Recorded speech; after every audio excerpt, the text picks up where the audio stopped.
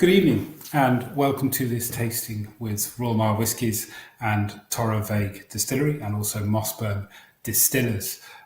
Always a really exciting moment when we get to taste a new whiskey for the first time. I think with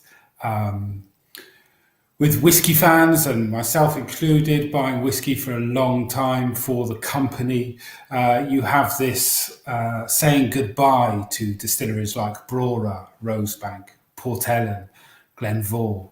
Many of these whiskies that you try, and each time you try them, you think, this could be me saying goodbye to this whiskey forever.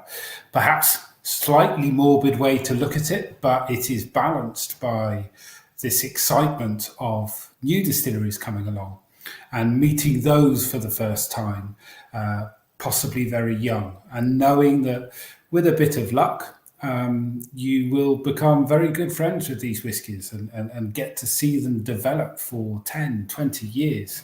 And I think the market, our customers, the whiskey world are already embracing these new young babes with so much energy and excitement, and really looking forward to trying these whiskies for the first time. And tonight will genuinely be the first time I get to try Torabhaig. So I am buzzing about that. Before we bring Bruce Perry in from Torabhaig, let's just do a little bit of housekeeping if you've not done a Royal Mile Whiskies tasting before. So it's a kind of taste along at home. There's 100 or so people who have these sold out packs. But equally, if you don't have a pack or you're watching in the future on the replay, then feel free. It's for everyone to watch and enjoy also. So you can watch along and taste along if you have the miniatures, but also you can interact, and please do. By putting comments in Facebook or YouTube, we can see those comments and we can bring them up on screen. In fact, I see a few coming in already. There's Michael Wright, who is watching already, I think. So that's great. So please do so. And we'll bring some of these comments up as we go along, but equally when we get to the end, we'll maybe have a little informal Q&A with Bruce as well. So we'll keep an eye on those comments, and we'd love your interaction. And particularly when it comes to tasting notes, we really want to know what you think, and I'm sure Bruce wants to know what you think as well. As long as you don't say that his new babe is ugly, I'm sure you won't. So a dramming order first of all, so you can lay out your little glasses if you have the drams. So we're going to start with the Glen Spey, then the Glen Elgin, the Manach Mór, and then the Torabhaig, which we're all excited about.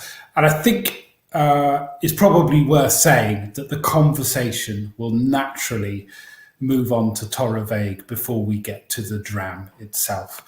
There's a lot to talk about when it comes to Torabhaig. So whereas normally we would stick to talking about distilleries when we're tasting those distilleries, I think Bruce and I both agreed we probably want to be talking about Torabhaig a bit early. But we'll keep you right which dram we're on, and we'll just see how we go. So just a few more things to click on. I see a few comments coming in. Hi, Ryan. Nice to see you too. Who else have we got? We've got, oh, that's Ryan again. I beg your pardon. We've got, who else have we got? Tom Dennison. Hi, Tom. Mike. Hi, Mike. Thanks for coming along. Christophe. Hiya. How you doing, mate? Who did I miss? Graham Fraser from Stirling. Very good. So, and many others as well. So we're delighted you could join us. I'm just going to get one other thing sorted, and then we can bring in Bruce himself. We're all good. Bruce, good evening. Good evening. How are you? I'm doing great, thanks. Yeah, I'm doing great. It's we haven't done one of these for a little while, so it's nice to be tasting again.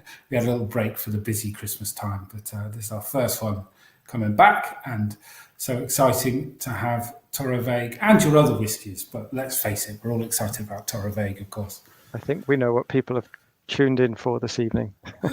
Absolutely. But so people can get started on the first dram, what did we say? We said the Glen Spey was first.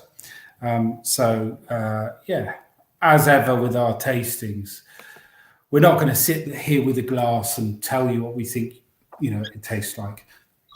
Pour a dram at home, have a little smell and a taste.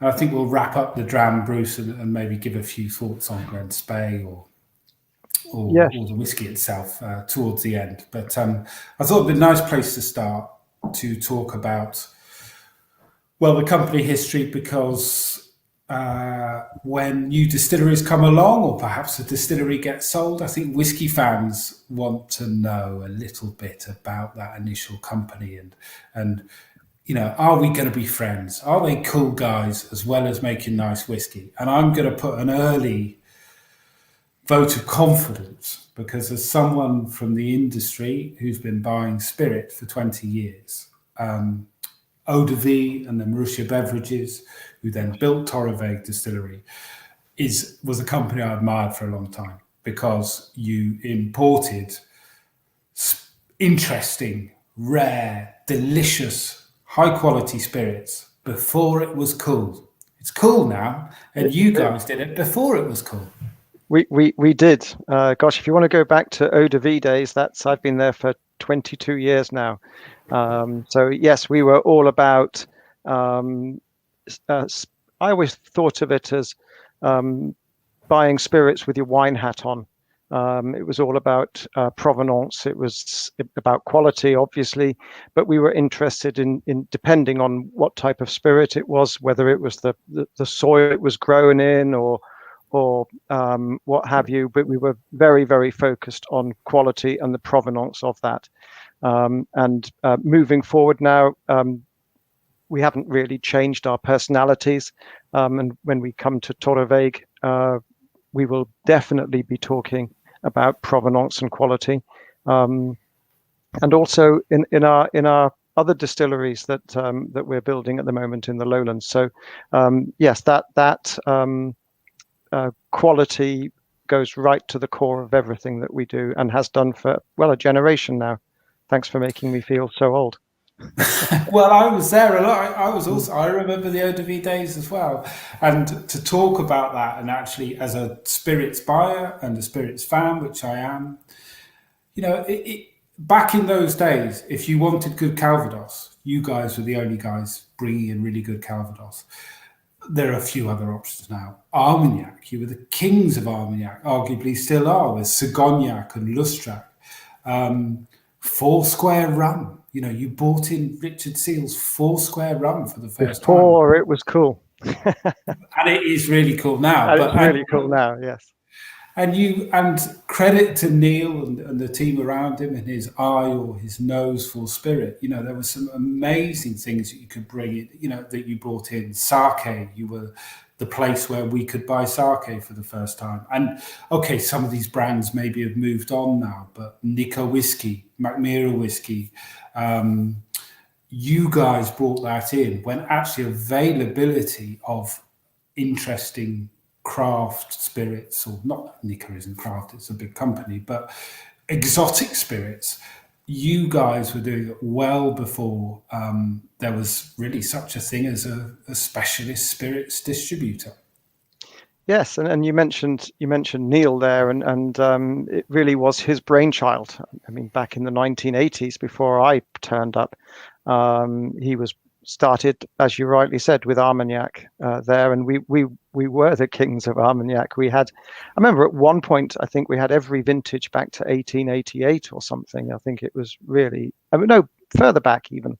Yes, those were interesting times, and he is now the CEO of Mossburn Distillers, and indeed the whiskey maker whose name you see on the bottle of Torabhaig. So there's been it's been quite linear. Yeah, absolutely, and I think it's worth saying that to consumers at home who maybe don't know who Neil is, but as someone who's worked in spirits for a while, and I'm not just talking about myself, but other people, they know and respected his eye for a dram or a spirit or something like that. So it gives us great confidence to look at this distillery as if it's been dreamt up by people that know what they're doing, rather than people just having a wee go at it. And there are a few here and there around the world, more like that. So you come with great credentials, and that's one of the reasons we're all so excited. Thank you. Yeah, well, and so how did it kind of start? I mean, you mentioned, well, actually, there's, I suppose, Mossburn. We're trying a few independent bottlings, first of all. So Mossburn itself as a little group of whiskies, a brand within your portfolio. How did that come about? Well, I mean, we were starting on the renovation at Torabhaig, and we were now in a position to buy in bulk, by which I mean barrels rather than bottles. And this gave us an opportunity to do a few things. But one of the most important things from my point of view was that it allowed us the opportunity to introduce ourselves to the world, because we knew that Torabhaig was going to be 3, 4, 5, 6, 7 years down the line, whenever it was in there. And we were going to set our stall out a little bit. You asked earlier, would people want to be our friends? Would they be interested in what we were doing? Well, we wanted to be their friends. We wanted to be very transparent in what we were doing. We know that whiskey fans love to get lots of information, as much information as possible. And we don't see any reason to hide that. We want to give as much information as we can. And we'll come on to that when we particularly discuss the back label of the Torabhaig. But Mossburn was an opportunity with independent bottlings and with a couple of signature blended malts to say to the world, yes, look, we are going to be transparent.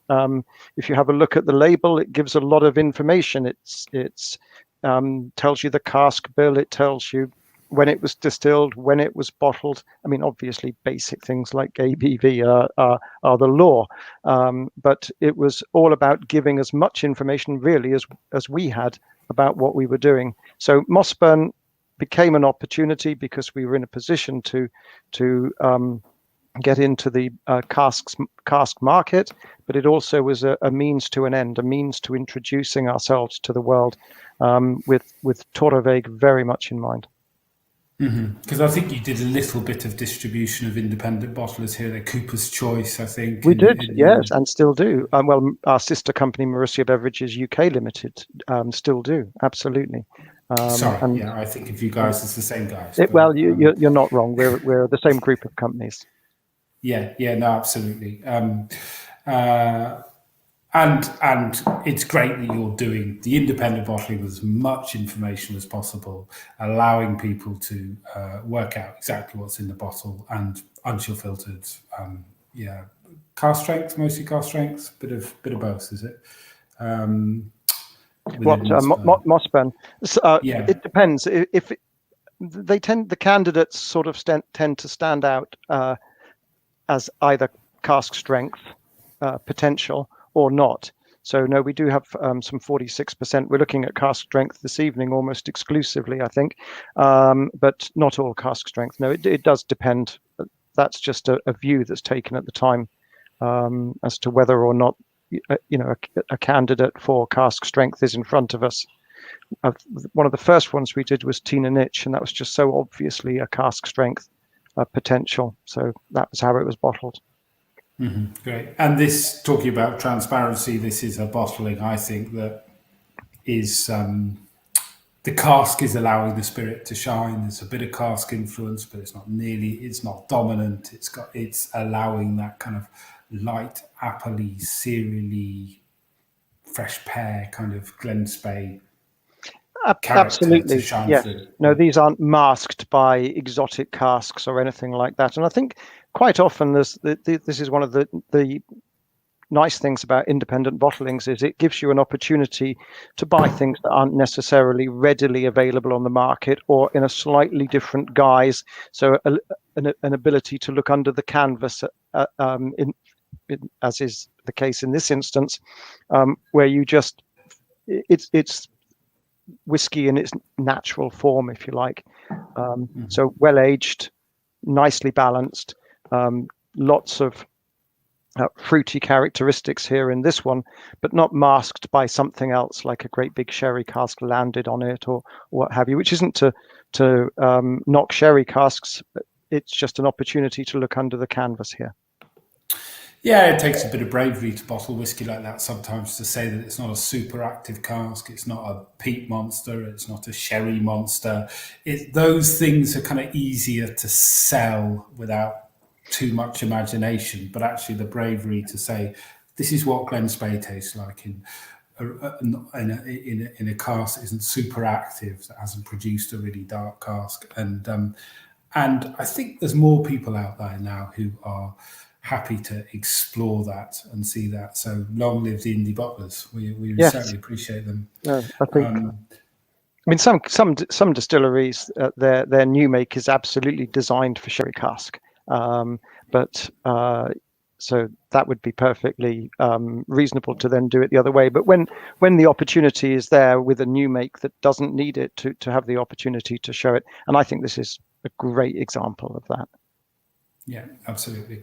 So if we can, you mentioned the opportunity, I think, with the Lowland Distillery. I think the first time I heard that you guys were building, almost straight away I heard you were building two distilleries rather than just the one. I don't know if that was originally right from the plan, but I think Graham here is curious to know if Reeva's Distillery at Tweedbank is producing spirit yet. So we're mostly going to be talking about Torabhaig, but of course you have two projects that are, well, more than just on the go. No, Reeva's is producing spirit at the moment, and Reeva's, for those of you that don't know, and I hope I don't teach any grandmothers to suck eggs, were marauding cattle smuggling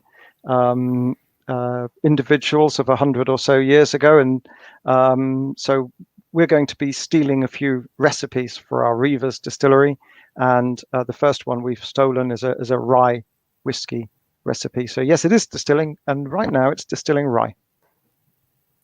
And that's down in Galashiels, is that right? Yes, that's exactly where it is at the moment. Yes. Okay. And watch this space. 2024 would be my I think is the estimated time it will appear on the market for the first time.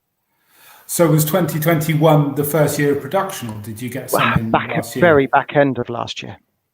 Right. Okay. And so, you started with rye, and we have. That's all we've done. That's all we've done so far. Yes. Right. This is these are they're not copper pot stills that would allow for a single malt production under Scottish law. So they're not going to be Scottish single malts, although we might distill malt in them.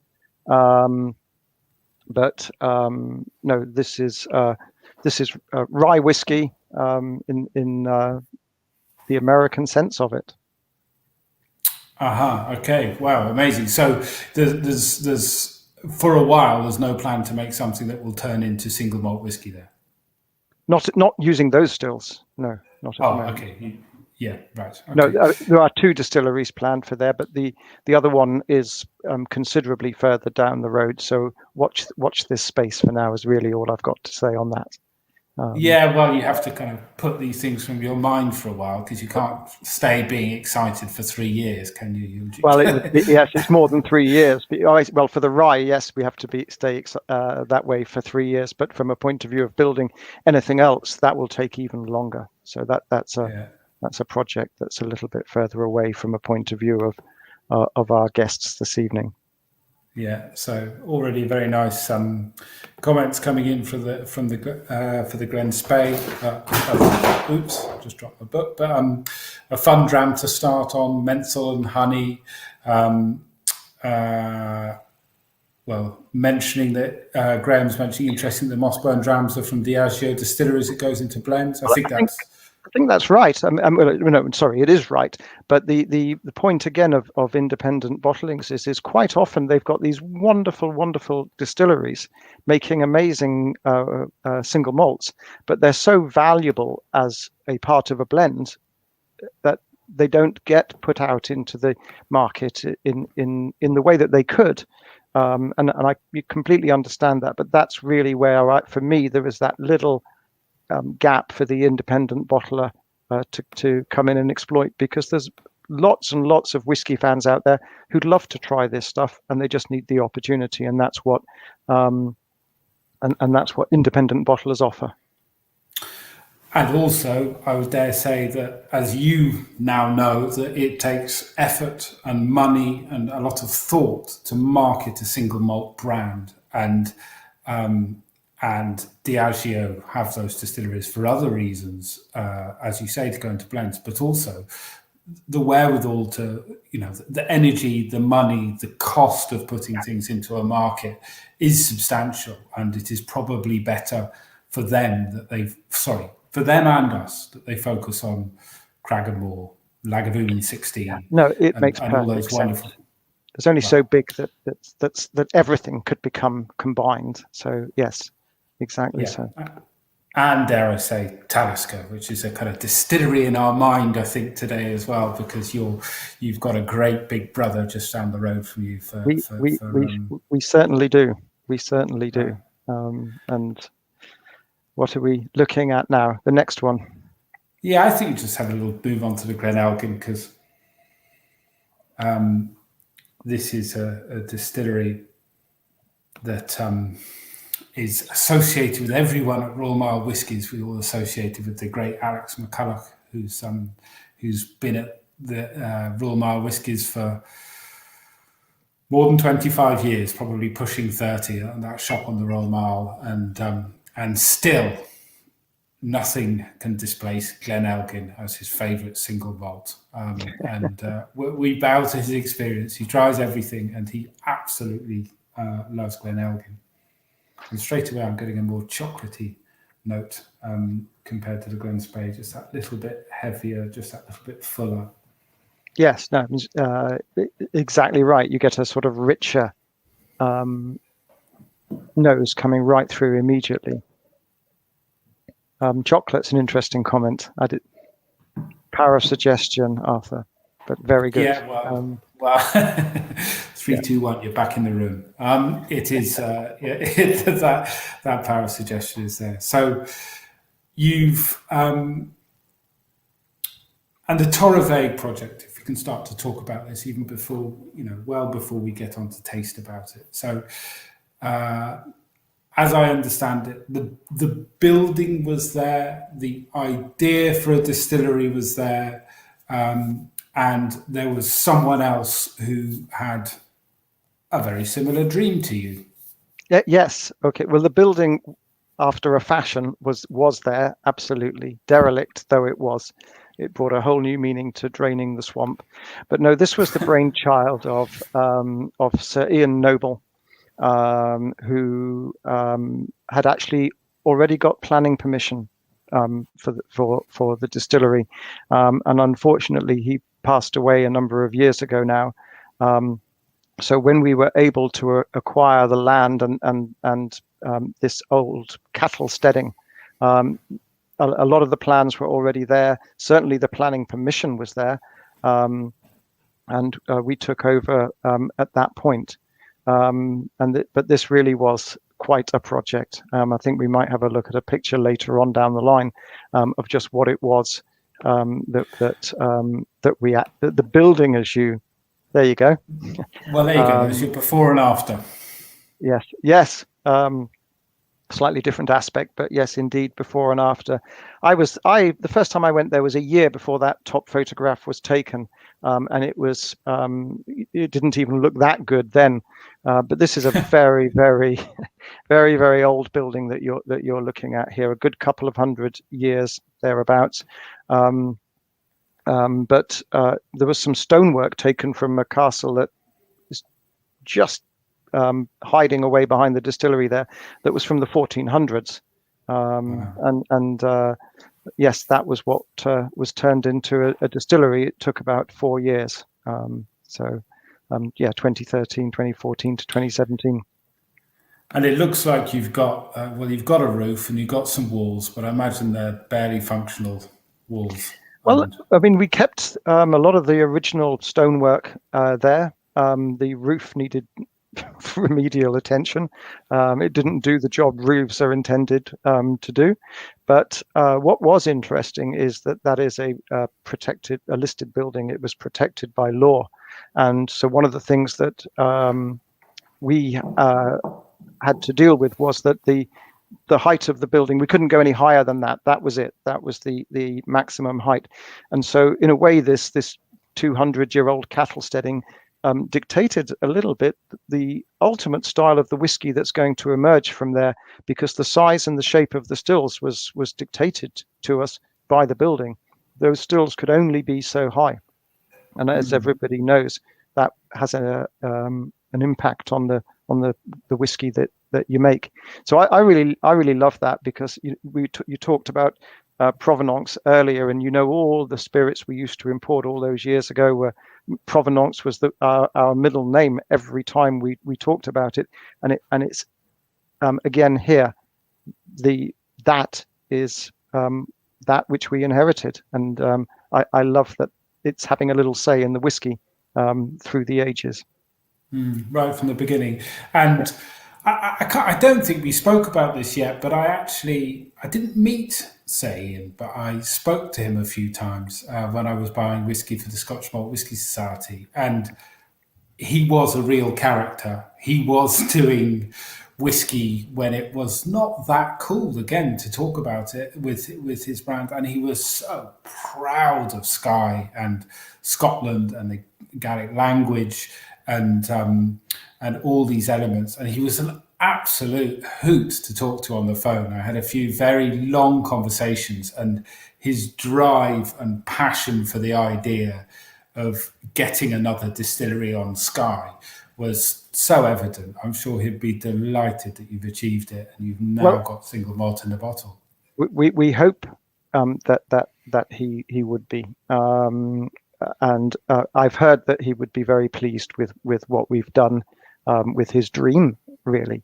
But also, you're right, he was a tremendous supporter of Gaelic, and we're hoping to stay very true to that through the years as well. You will see the Gaelic language featuring in Torabhaig and in bottlings of other things that we're going to do as well, other plans for the future. But that was something that was very important to him, and it's something that's very important to our shareholders as well. And you'll see that featuring. So that's another nice little part of our inherited history that we'll be definitely looking to maintain. So Scott was asking, actually forget this, because he says, was the old building a distillery before? And then he answers it. Oh no, sorry, cattle steading. Hi Scott, sorry. And plenty of good comments for Glenelgin from people who've tried it and people who haven't before. And yeah, I've been missing out. It's well worth investigating, Matthew. There's not much on the market, but I've always enjoyed Glenelgin. I think so, and I think the maybe missing out comment there is insightful, because I think a lot of these independent bottlers, you're not always going to know, and you're not necessarily, everybody's palate is different, everybody likes different things. You're not always going to be 100% happy with everything that you buy, but look out for these independent bottlings, because they always bring something interesting to the mix. And if you're a whiskey fan, which presumably you are, or you wouldn't be sitting in here, give it a try, because they are quite often very, very interesting. And it is a shame to miss out if you're that interested. Mm-hmm. So good reviews for the Glenelgin. That's nice to see. Let's have a little look at this Manach Mór. So another Diageo distillery, as you say, and a hogshead cask, probably a refill, I would say. And if we can begin to talk again about Torabhaig and the spirit and the vision, I suppose, which comes from Neil, the whiskey maker. Yes, Neil MacLeod Matheson. I mean, you and I have known Neil forever, so we just talk about him as Neil. But yes, no, you'll see Neil MacLeod Matheson. His name is on the bottom of the label there. Sorry, I interrupted you, Arthur. Oh, no problem. Neil MacLeod Matheson, indeed. So someone who knows his spirit very well, with a great eye for it, as I would say, understands the distillation process. You've got an old building. You're, as you say, capped by the height that the stills can be. So as you say, that's automatically informing what the spirit may taste like, because you can't go too tall, perhaps. What else is in that vision when you're designing the distillery? What was the goal? Well, I think the goal was we wanted to do justice to, first of all, the dream, secondly, to the Isle of Skye in general, and we wanted to be our own people. You alluded to Talisker earlier, and the sort of big brother, the incumbent on the island, and I think that it's a good opportunity to pay credit to them, because there's a lot of interest in us and what we're doing as the second distillery on Skye. Why is that interest there? Well, Skye is a beautiful place. A lot of people know the Isle of Skye very well, maybe from vacations or what have you, or from just incredible pictures that they've seen. It's full of history of Scotland, but Talisker have been there for years doing a great job, and so therefore it was essential that we too came in and did a good job, but we wanted to be our own people, and we wanted to, I think, well-tempered peat was a phrase that we came up with. We wanted to be elegantly rugged, a bit like Skye. We wanted the peatiness that one naturally associates with the islands of Scotland to be very, very evident, but we wanted to make a very, very beautiful, by which we interpreted as elegant, spirit. And so that was the goal, really, from the start. Elegantly rugged is probably the way I would describe what the goal was. That morphed into well-tempered peat as we moved along and began to understand what we could do and how we were going to run stills, how we were going to how the barley would be malted that was coming in, and so on and so forth. If that answers the question. Yeah, so just to clarify on that term that I've seen as well, well-tempered peat, that's nothing about how you're treating the peat prior to production. There's no tempering process. It's about, you want it to be peaty, persistently peaty, but not dominant, I suppose. No, I think the in-grain phenolics that are coming in are high. And I think that, yes, you're right, well-tempered isn't at that point. It's having arrived at the distillery, what we're doing with it then, we are tempering that, because, I mean, it's, at times we're above 75, 85 phenolic parts per million in grain, but we are trying to make, as I said to you, an elegant spirit. So the way we ferment, the way we distill, and indeed, ultimately, the way we age, but it's a very soft spirit coming off the still already. That is us tempering the heavy peat that's coming in. So yeah, it's got nothing to do with tempered peat at the maltings, for example. It's high in grain phenolics being well tempered by us in the distillery. Okay, great. And if we're looking at this kind of building and forming the flavour, Colin Shaw has come up with a nice question there. Does that mean the stills are short necks but potentially long arms to outside? They're not going into worm tubs, if that's what you mean by going to outside. They are shell and tube condensers, which in a picture that you've got, there you go. So you can see the line arm just at the top there going to the shell and tube condenser.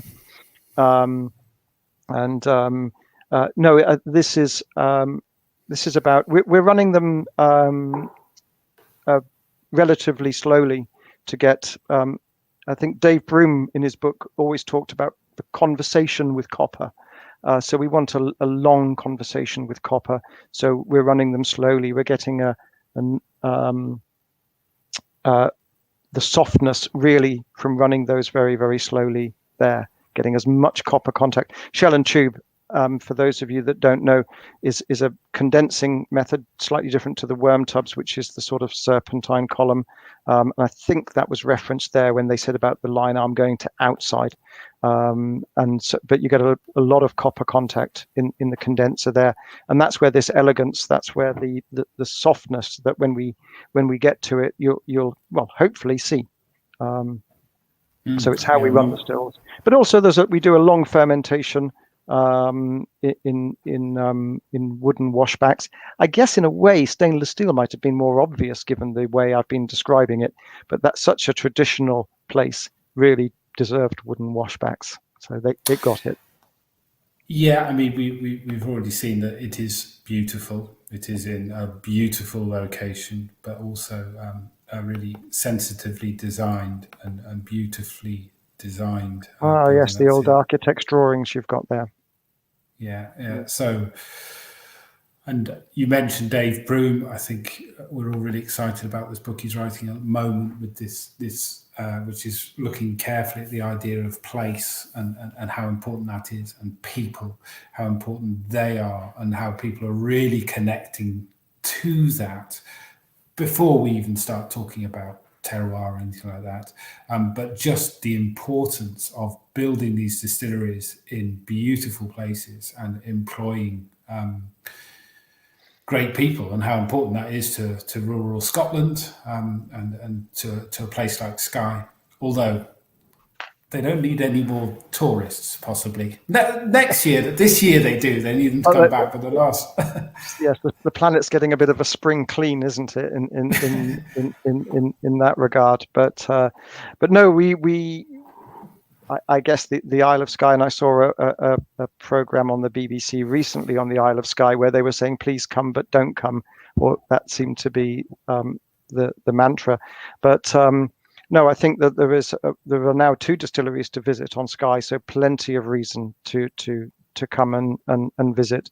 But no, it was also, we were very, very keen that local people would be involved. We weren't going to parachute in a bunch of distillers, for example, or a big name master distiller.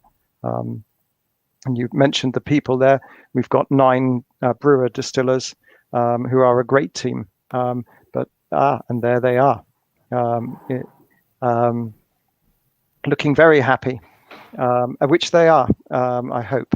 But they're a great team, and they had never brewed or distilled before. But we had a good team of consultants who were also very good teachers. The 2 don't necessarily go hand in hand, but they did on this occasion, and they were really able to work with our team here.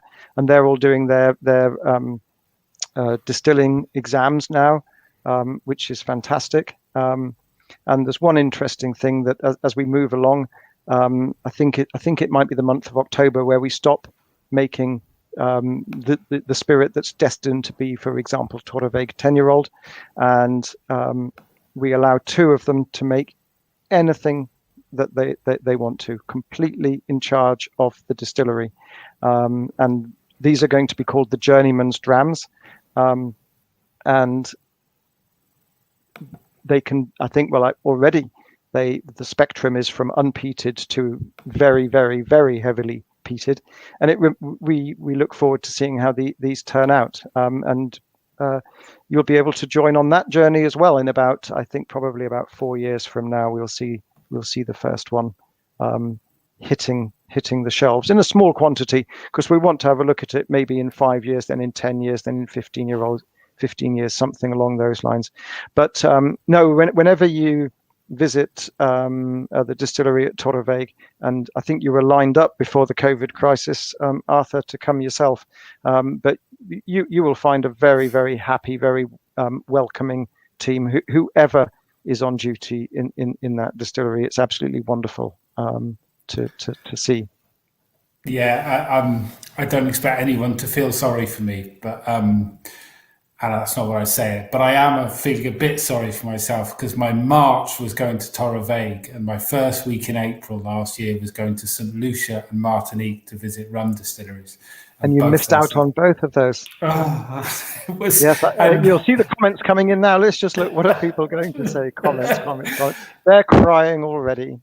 Yeah, no, but I'm as soon as this ends, Torabhaig is actually the first place I'm going back to. So I'm really looking forward to that. Some lovely comments and questions coming in.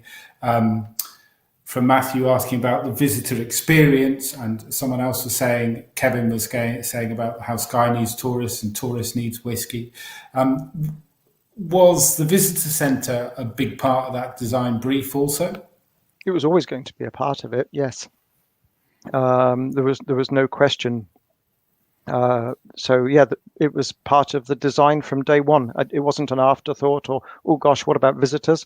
I think maybe our car parking facility needed to be rethought a second time when we dawned on us how many visitors we might get.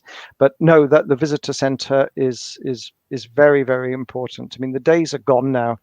Was it 50 years ago when they first opened a tour of a distillery, and everybody wondered why on earth anybody would want to visit a factory, and of course that was proven spectacularly wrong. Now it's an integral part. We expect and we look forward to welcoming visitors. That was always an integral part of designing the distillery. Well, I'm first in the queue. But I suppose outside the tourist element as well, and Skye, which can get very busy from spring to late summer, one of the great things about whiskey tourism is it's just as good in the winter. If anything, it's better to be standing inside a warm still room in Scotland as the rain and wind kind of lashes down outside. It feels it's a great winter tourist activity, and it is. And I'll tell you what, the rain comes in sideways there. Yes, no, it's not amazingly warm in there in the winter. I've been there mostly in January, and I can tell you it's warmer than it is outside, but it's not that warm. Sure enough. Well, I'll find out that soon, and I already see. The crowd are getting restless. Kevin Johnson, drum roll for the Torabhaig. Year-round jobs as well. That's the other thing. That those 9 people we brought up on the screen. That's a job that's okay. Tourism will help the security of their jobs, but they're doing something long-term that keeps them there 12 months a year. That allows them to bring up a family if they want to in a rural area and have more kids going to the school and all that kind of stuff. And that importance is not to be understated. And the fact that you are investing in local people is fantastic. So, drum roll for the Torabhaig, as I think Kevin says. It's what everybody's there for. What was it? It's like those old concerts that you go to see where they start playing all their new music and everybody's going, oh, go on, I'm here for nostalgia, can you just get on with it? And that's what this one's like. Yes, okay, yeah, we've done the Mossburn independent bottlings, we've heard you bang on about that for long enough now, get the Torabhaig on. There was one good question actually that I didn't bring up. Who does the selection for Mossburn? Is that Neil? Is that yourself? Oh yeah, no, Neil. Yeah. Okay. Cool. Mossburn done. He takes opinions, but yeah, no, it's Neil. And takes opinions and then ignores them. I was going to add to he takes opinions, but that would be. I would have to make the joke, but I'd also have to acknowledge it was maybe slightly unfair because he does listen to them. Good. But the Manic more, I think that more heavy cereal character than the previous ones we had before, that weighty, cereally, slightly earthy kind of character as well, relatively neutral cask. But yeah. Torabhaig, and I also noticed it was my colleague Jed, who works in our customer service team, also put that slide together and put big bold letters, sold out. Because I saw someone else earlier on desperately looking for a bottle, and we could maybe start with that element of. I mean, did you dream that it would go so well? I'm now tasting Torabhaig. Are you? Okay. Well, the thing is that nosing it now and tasting it now, I think it deserves to. Hats off to the 9 brewer distillers that we were just talking about, because I think they have done an amazing job.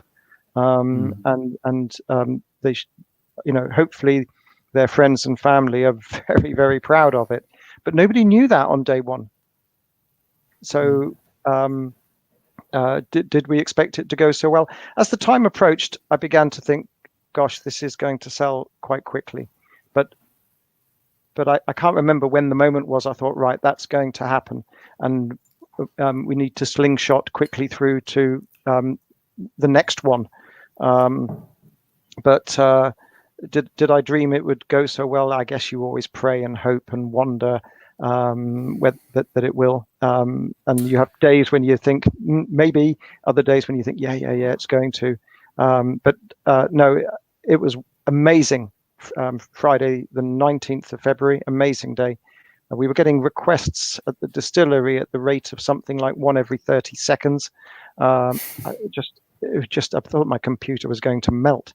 It was incredible, and we were very, very grateful to that. I'm very pleased to say, and maybe somebody out there will prove me wrong and say you didn't reply to me, but every single one of them got a personal response. We were determined on that.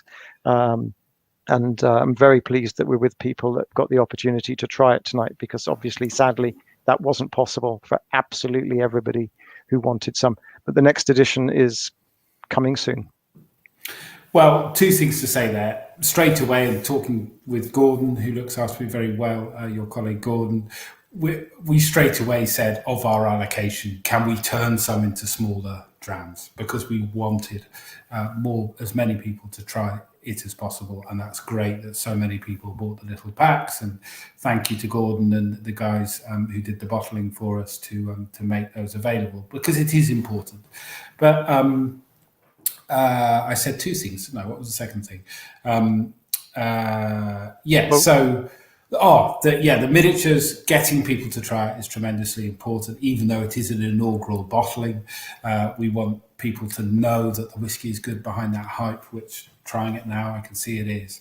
But the second thing is, and I speak to a lot of people who sell me whiskey, and often it is very much, Arthur, you've got to buy it now. It's limited, it's allocated. Are you going to take your full allocation? Do you want more allocation? All those kind of selling on scarcity. And as new distillers have come along, it's been really interesting for me personally to be dealing with new companies and how do you sell a new whiskey. And some of them have gone with this restricted amount, there isn't much of it, and try to put that message out to the market.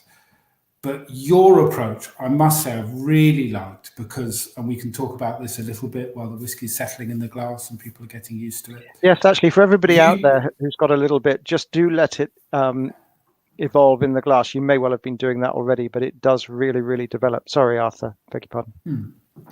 Yeah, we can. That's kind of why I'm taking my time, because I'm literally tasting it live and I want to see it develop a little bit. But you guys have come and you've been very frank and upfront and said, okay, this one will probably sell out quicker, but there's more coming and still more coming. And you're making quite a lot of whiskey and you're wanting to make enough that it doesn't automatically become flipper juice, as some people are calling the term. And you've actually mapped out to me, and you're happy for me to share it, a kind of I am. plan if to people this can 10-year-old. see that. Yep, absolutely. No, this is a planned journey, and as you know, with the best laid plans of mice and men, if you plan a journey, you may find that actually you come across a roadblock and you have to take a little detour here or there, and we don't mind that, and we don't mind telling people that we did that, and they can join us on the journey. And that's really what this is about, is this is our journey to a 10-year-old. When you walk into a distillery on the first morning, you don't just flick the on switch and wander up the other end with a bucket and collect whiskey and go, that was good, wasn't it? There's so many decisions. We've discussed a few of them already this evening, but what are your in-grain phenolics if you're going to make a peaty whiskey, as we are? What are your in-grain phenolics going to be? How are you going to mash it? How are you going to ferment it? How slowly? How quickly? How are you going to distill it? Where are your cut points going to be? What barrels are you going to put it in? And if you want to tweak things, if you're trying to get to a little vision that you've got, you don't, a bit like having a headache, you don't take a bottle of aspirin, you take one or two, and then maybe take another two further down the line. So you fix one little thing and have a look and see what impact does that have, and then you fix something else, and so on. And so the journey for us to the stuff that made us think, yeah, that's right, that's really, really good to become a 10-year-old, that took about 9 months. And what we're saying now is to everybody out there, come and join us on this journey to 10-year-old, just about, I suppose it's about 4 years after we started now, after us, and do that and join us on that journey through whiskey. So you're absolutely right in what you say. The next one is due out in the summer, and that's going to be called Alt Glen, which is one of our water sources. As you saw the picture of the distillery, you were looking back across the sea towards mainland Scotland. Just to the left there, our water sources come in, and the Alt Glen is there. This one, I think the plan is the in-grain phenolics are going to be a little bit higher. The ultimate residual phenolics are going to be a little bit higher. And we're going to have a couple of barleys in there instead of one, and a couple of yeasts have been used as well. So you'll see. It'll be interesting to see what the difference is. We don't know yet because it's still in barrel, and we'll be looking very, very shortly at the first batch of barrels that are going to make up Alt Glen. But for those of you out there that didn't get a bottle of the 2017, the Alt Glen will be a more voluminous release. So hopefully you will be able to get a bottle of that without too much difficulty. And yes, you're right about the limited scarcity, etc., etc., etc. I mean, we really want people to enjoy and drink our whiskey. And again, we've referenced Dave Broom a few times, but he deserves it because he's very good. But he said in his tasting note, if you've got a bottle, for goodness sake, open it. And I echo that as loudly as possible. Yeah. Well, I suppose, an inaugural release, I bought my Kilcoman inaugural release. I was moving some things around the attic and I spotted that. And it is nice to have an inaugural one. I kind of give everyone a bit of a pass on, to have the first ever bottle. I think is something nice. But I think what's really important, and I don't know how much you've been following this discourse online, but there's a lot of people worried that they're not even getting to try the second release or the third release or the fourth release because there's a lot of people professionally buying and trying to take it away. But I think by messaging from the distiller that if you have enough whiskey, there's plenty coming. You're saying there's plenty coming. So there doesn't need to be this artificial bubble. There'll be plenty there. So there's no money to be made on it, you flipper people. That's music to our ears. No, the plan is very much that this will be something that people can buy and enjoy. That's what we want. That's what whiskey is about. And so that's very, very important. Well, I think we've given it enough time. I can see the comments racking up. But go on. I've been deliberately not looking at them because, as you say, the power of suggestion can kind of lead you. But I mean, it's smoky, but it's not aggressively so. It's definitely a peated whiskey, but it's not dominated by peat. I think there's fruit coming through already. I think, well, not already, but lime earlier on I was getting, and maybe moving more towards grapefruity kind of. But there's this almost slightly mucky young style to it, which is good. It's a good thing. It's only 3.5 years or whatever it should be. A slightly kind of lanolin sheep, kind of Hessian, damp cloth kind of thing, which it's hard to judge very young whiskies, I think, because they should turn into something even better. Yes. But I think that's a good sign of something that will emerge into complexity. If they're too easy at 3-year-old or 4-year-old, then If they were too easy at 3 or 4-year-old, you would stop maturing them, wouldn't you? well, precisely, and I think it could be a sign that it's not going to turn into a really interesting or complex whiskey. But I mean, You never it's hard know. to judge. You never know, and that's why you keep going. But no, I think that there is a long way to go on this. And sometimes I look at my first tasting note and think it's a bit simplistic. My sort of nose, palate, finish were kind of similar, but then if you stop and think about it, yes, but as time goes on, these complexities will become more obvious, more evident, and emerge. But even just the evolution in the glass is amazing, and you're talking about grapefruit and these sorts of things, and yet there's a sort of pear droppy, but there is a grapefruitiness there. You're absolutely right, and all of this with the smoke there as well, the peat smoke sort of omnipresent. So it's not only is it very interesting now, but it's very interesting to see how that's going to develop. And again, back to the journey. Come on the journey with us. Find out with us.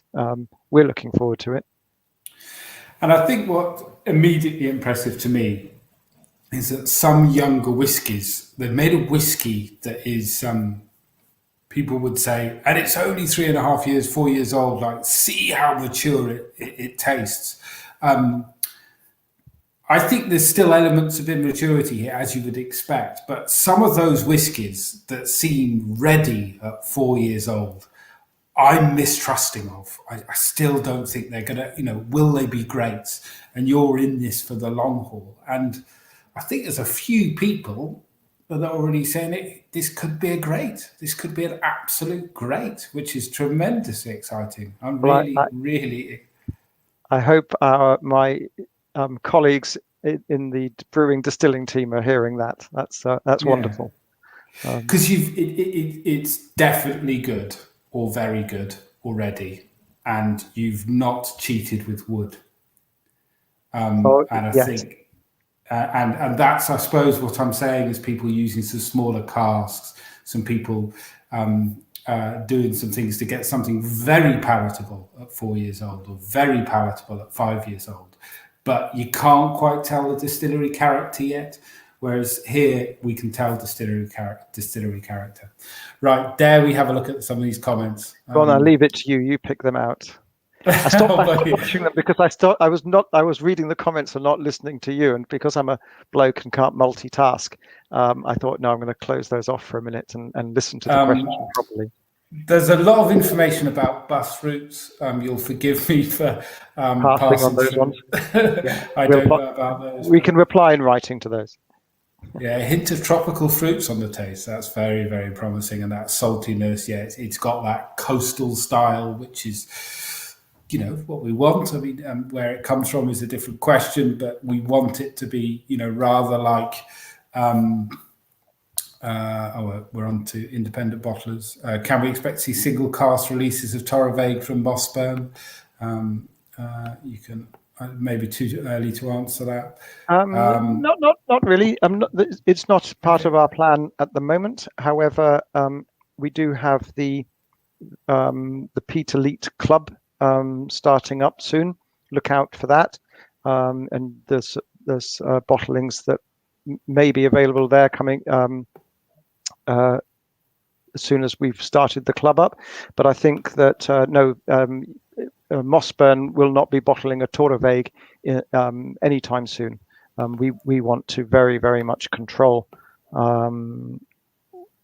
what's out there in the marketplace, because that's our journey, not somebody else's journey.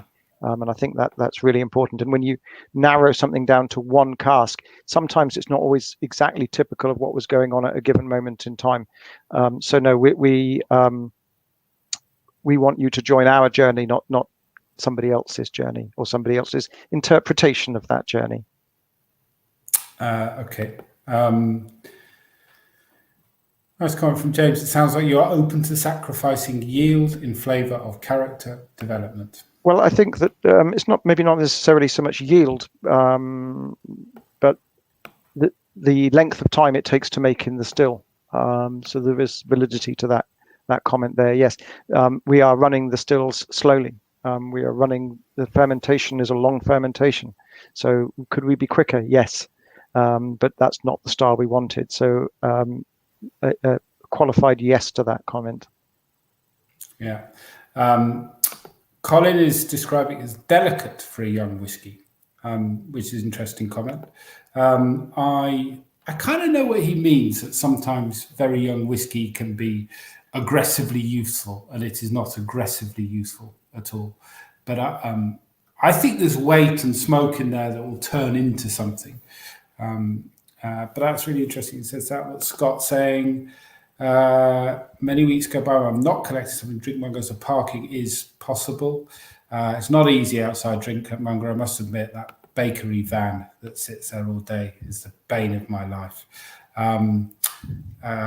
What is the phenol count? Now, you've mentioned this a couple of times, but if I could quickly explain, you talk about in-grain phenol count and Residual. Residual. So, yeah, residual. Yeah. The difference there that we're talking about is the phenolic phenol parts per million of the, as measured in the barley before it's processed through the system, and then the phenolic content of the liquid after it's been bottled. So just repeat those numbers if you don't mind, Bruce. So the residual phenolics are actually on the actually the in-grain phenolics are on the back label as well. So you may not have that, of course, if you're just got a little sample. So the in-grain phenolics were 55 to 60 on this release, and the residual phenolics were 16. And so again, that was back to what I talked about earlier with Mossburn and our desire to be as transparent as possible, and the fact that whiskey fans like to have as much information as possible, and us wanting to give that that back label for me is a testament to that, and one of the most important things that we've done. And I'm really pleased that we put the residual phenolics on the back. Really love the detail on the back of the box bottle. Thank you very much.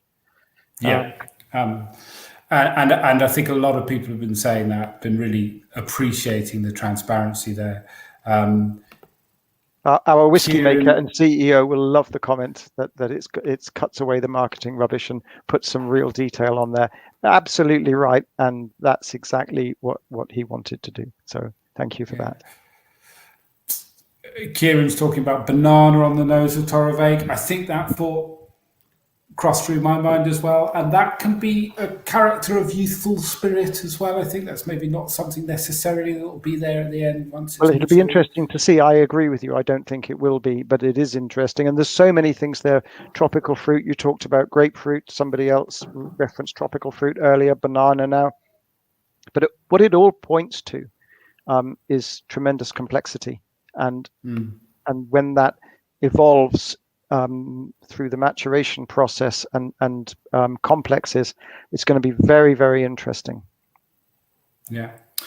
But Colin was also saying about much more delicate than imagined. Those are some big numbers that you're talking about in terms of the in-barley count. And that is a surprise. Well, not only that, but then the next one's going to be higher. But you're right, and that brings us back to well-tempered peat. And now I know initially when I was explaining it, I thought I don't know how this explanation is going to go down, but when we get to tasting it and explaining in-grain phenolics and residual phenolics, that we will be able to describe that. This I'm kind of working back to. Did we do that already, Matthew? Talking about lovely dram, lighter than he expected. Yeah, it's not a peat beast. It's not a peat monster. It's not. It's not dominant. It's there's plenty of room for other things to be there. Absolutely. I mean, there is coal tar there quite a lot, but yes, you're rightly. Everybody's saying here, coming in with lots and lots of different interesting comments, and yes, there is tremendous room for greater complexity as we move forward. And actually, you say coal tar. Okay. Now I look for it, I can see that as well. So there's murmurings started I think by Dave, and Graham's continuing that as well, that there is a similarity to Kalila as a distillery. I suppose when you meet a new distillery for the first time, you kind of think, what's it like? And it's interesting that people aren't really saying Talisker, but Dave's saying Kalila, and I can kind of see what he means. But the amount of times I tried 3.5-year-old Kalila is pretty slim. Have I ever done Yes. that? I'm not sure. So No, I think Kalila Moch, anyone. it's not that young. I think that, as I said earlier, we want to be our own people very much. But as you say, there's no way people aren't going to compare us to something or reference something. You always do. Everybody does. I mean, even if you drink very, very fine sake, you start trying to find a wine that you can reference that it's like. But is it really like that? But it is a point of reference. It gives you somewhere to go from. So, well, being likened to Kalila is a very nice compliment. So thank you for that. But equally, I think you will find that if you actually sat with Kalila next to it, I think some of the elegance of Kalila may well be there, but you'd also find points of difference in each glass that would make those two stand out as absolutely their own people. Well, if you can produce consistently brilliant whiskey like Kalila, which is consistently brilliant. I've tried more Kalila probably than I have than any other whiskey in my life, I would say, in terms of single malt, different separate expressions. And it's always good to very good to great. That's all you ever find with that distillery. So if you can keep that level up, would be absolutely. We're not complaining about the comparison. So no, thank you for those compliments. But I hope that as time goes on, we will be the next new distillery that comes along. They'll say, "Oh, there's a hint of Torabhaig about that." Yeah, that's a while away. Yeah. Colin, coming back to his residual phenols, and actually it's an interesting point. So that step change, can you predict it to a certain degree, do you think, or is it just a case we can guess it, right, educated guess it. Don't hold me to it, but I think we'll be in the mid to high 20s. Right, okay. Is there a delay then in terms of if you're getting it bottled or the finished vatting together of the cask, you then have to send that away to test to then get that on the label as well as the strength? That's right. So that back label has to stay as a draft until we have got the liquid together, and then we get it off to be analysed, and then we get the result back, and then we go, okay, we can put the number in now, and then we can go. Yeah, okay, good. Well, that's a potentially frustrating delay at the very end of that process. So good for you for committing to that kind of further little step to do, because I think customers will appreciate it. Whiskey fans. I hope so. Yeah. There's Scott saying it's like Kalila meets Old Pulteney, which is even better than Kalila meets Old Pulteney. As long as you don't call it Kool-Aid, I don't mind. And then sorry, I shouldn't have highlighted that. Sorry, Scott. Although you spelled it wrong the second time. And then here we go. Graham is upping it further. It's not just Kalila, but now it's older Kalila. So the compliments are coming in. I mean, any other further comments yourself? What do you think is the signature style? I've not got a huge amount to add what I've said before. It's settled well now. I poured it a little bit before we started the tasting to give it a bit of time. But well, no, for me, I mean, we have been talking for a long time now about elegantly rugged, well-tempered peat, and so we're hitting that goal. And that's wonderful to see. But for me, no, there's a hint of honey there, and I like that. That's really balancing it beautifully. Bit of coal tar, nose, palate, and then yes, as it starts to develop in the glass, We're moving through little bits of tropical fruit, little bits of pear drop. You said grapefruit. Somebody even picked up raspberries the other day. There's so many little things going on, and we're all so new to this, and we're on this journey as well. We're not just inviting you to come on a journey; we're inviting you to come on our journey, which suggests we're on it as well. I've sat down to enjoy this once so far, just on my own, and it's still revealing itself as far as I'm concerned. But for me, elegantly rugged is what it is, and I really like that. I think that coal tar thing, I get coal tar a little bit on the nose, but I get a kind of slight sootiness on the palate, which is similar to that coal tar kind of vibe, but I like that sootiness also. Yes, on the finish, I'm picking that. Yeah, exactly, a finish thing. And there's a few people just saying some nice things. Thank you, Scott, to say how much you enjoyed it. There's one last question from Graham about the peat, where that actually comes from. Are you able to use Skye peat? Probably not. No.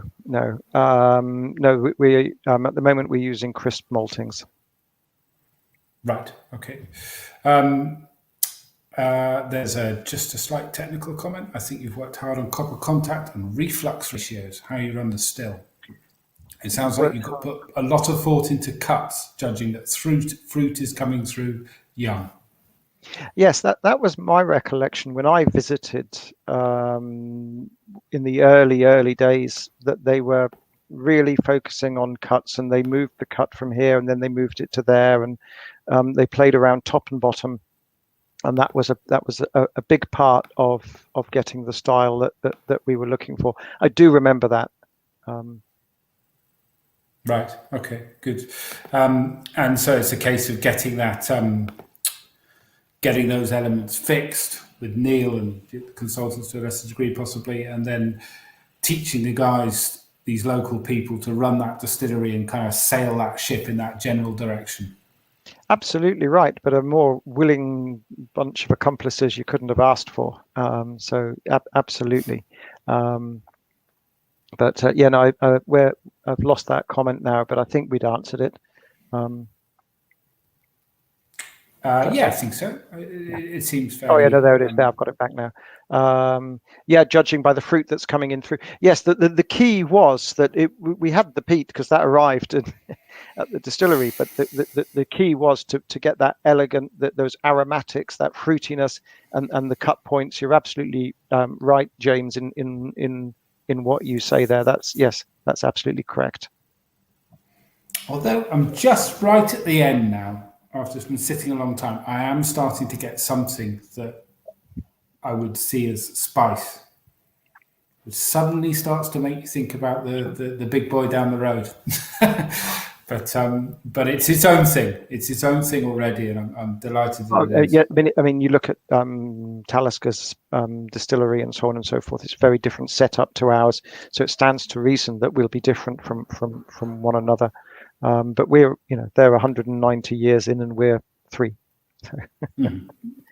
And a great help that they are there. And I think generally with the other distilleries around you, there is a really interesting network of, an amazing week or 10-day holiday going up to you guys, Taliska, Rasse, Ardnamurchan, Nicknane. Actually, the driving you'd have to do there. Actually, Ardnamurchan, I think it's about 55 miles as the crow flies, but might take you a little bit longer than they might. Yeah, but this probably swim it quicker. This kind of West Coast style, this West Coast but not Isla thing has been living in people's memory for a long time. But now it really is a powerhouse of a kind of regional, it's not regional, but a category of whiskies that I think together you all, lift each other to be something really exciting for the future. Well, certainly, again, a compliment to Taliska. That's exactly right. We feel a bit of pressure that we have to be good. It's as simple as that. But you're also right. It's for me. It's a tremendously exciting time. We can hardly contain ourselves about. It's just so exciting to be a part of this. And we are loving the fact that people are really wanting to come on the journey with all of us. It's an exciting time to be in that area with whiskey. Yeah, and actually, I'm going to put one last comment. This will be the last comment I put up, No, because it's fine. I think this is a nice way. So Graham got a little sample. He also managed to get a lucky bottle. Was lucky enough to get one of the full bottles, and he's going to open it. Good man. Doing what Dave Broom says. That's what we should all do a little bit more. Well, I think we should wrap up now. We're a little over the kind of hour that we said we might be. And Bruce, thank you. Congratulations to you and your team. Thank we you. We really appreciate your time tonight. And I think it's not just me who really admire what you guys have achieved already. And you've got plenty of new fans tonight, I'm sure. And we are, as a whiskey community, very, very excited about Torabhaig. We were before. I am even more now. I've tried it. So congratulations. Well, that's very nice of you. Thank you very much. And thank you to everybody here for their wonderful comments, which are much, much appreciated, I can assure you. So thank you to everybody for joining in. Great. Well, thanks, Bruce. I'll see you next time, hopefully on Skye. Indeed. Thank you, Arthur. Thanks very much indeed. Good night, everybody. Cheers, Bruce. Great. So thank you, everybody, as I just sign up and wrap up. Yeah, thank you for joining us. I think, you can tell I'm excited. And as Bruce said, the comments were so positive about this new whiskey, this new friend we've all got. So, nothing more to say. Thanks, guys. See you next time. Not sure what the next tasting is, but we'll fix something up soon enough. All right. Cheers. Bye-bye.